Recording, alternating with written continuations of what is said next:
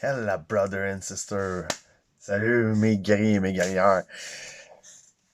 Vendredi, on est quoi? On est vendredi, personne d'impact. Puis cette semaine, je vais vous parler d'une personne que j'aime beaucoup. Une personne qui a eu un gros impact sur moi pendant mes périodes de noirceur. V'là, v'là, bien longtemps. Puis c'est un membre de ma famille, c'est ma sœur, son nom c'est Mélanie Perron. Ah, je vais parler de toi aujourd'hui. Ah, je vais parler de toi et la sœur aujourd'hui. Fait que je te rends hommage aujourd'hui. Pourquoi que j'y rends cet hommage-là? Parce que dans mes, je pourrais dire dans mes années de noisseur, avant que je rencontre ma, ma conjointe, et je commence déjà à bégayer, ça va bien, hein? Quand l'émotion embarque, ouf! Oh, quelle émotion embarque! Ah, c'est ça. Quand je viens dans le personnel, ça fait tout le temps ça.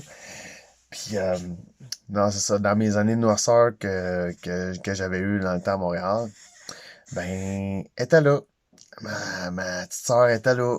Puis, elle me supportait, elle m'a encouragé, elle m'a aidé à surmonter des épreuves.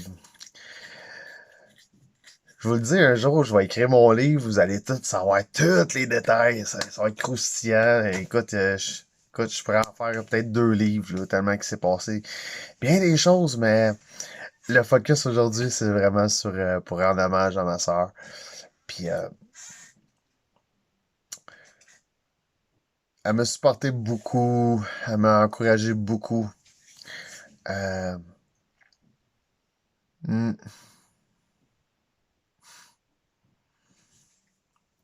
Spécialement, il y a eu un moment que, puis là, je vais parler.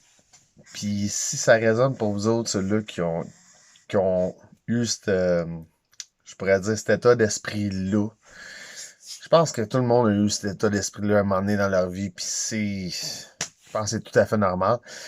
Ce moment-là, j'étais tellement perdu. J'étais, je m'avais séparé, euh, je fêtais pas mal trop. Ouais, je fêtais pas mal trop. Là-dessus, je savais pas que je faisais un genre de dépression à cause de ma séparation. Puis là-dessus, en même temps, je m'auto-analyse dans cette période-là parce que là, je prends le temps aujourd'hui de pouvoir en revenir un peu là-dessus. Euh, Dans ce temps-là aussi, je souffrais de dépendance affective, ce que je pensais, ce que je, ce que je croyais pas. Je pense dans cette période de folie-là que j'ai eue, euh, j'ai, j'avais pas pris conscience de toutes ces,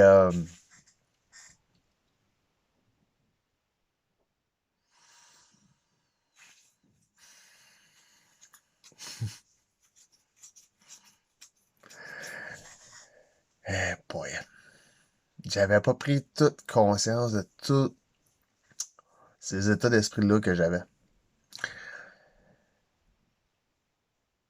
Puis il y avait un moment clé à un moment donné que il y avait eu un moment clé à un moment donné que j'avais le goût d'en finir. Puis c'est drôle parce qu'en même temps, ça c'est quelque chose que ça m'a jamais. Tu sais, on peut toujours avoir le goût de vouloir partir à un moment donné, tu sais, c'est normal, tu sais. On pogne un mur, on pogne un crash, tu sais, on a le goût de crème. On veut juste que ça arrête que tu souffres en dedans, tu sais. Tu veux juste arrêter la souffrance. Fait que, il y a eu ce moment-là dans ma vie que ça a fait ça. Ça a fait comme, tu sais, je vais en finir. Mais tu sais, réellement, c'était pas je vais en finir. C'était juste un cri, un SOS, man, pour me dire, regarde, je souffre, puis je sais pas comment faire pour m'en sortir. On s'en va à la deuxième partie.